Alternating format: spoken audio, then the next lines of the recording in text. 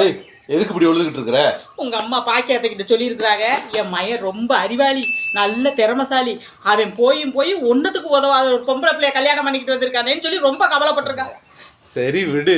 சரி விடா, அது மட்டுமா சொல்லியிருக்கிறாங்க, புருஷங்கிற கொஞ்சமாவது மட்டு மரியாதை வைக்குதா, எப்படி பேசுதுன்னு பாருங்க, இதெல்லாம் பொம்பளையான்னு கேட்டிருக்காங்க.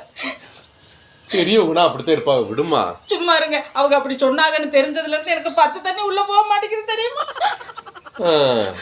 ஏங்க, நமக்கு கல்யாணம் இத்தனை வருஷத்துல என்னைக்காவது உங்களை நான் நீன்னு பேசியிருப்பேனா? இல்லையே. ஏதோ நீங்க என்னை பத்தி புரிஞ்சுக்கிட்டனால நம்ம லைஃப் நல்லா போய்கிட்டு இருக்கு. யோ, என்னையா இது? என்ன அவரக்காய் வாங்கியிருக்க?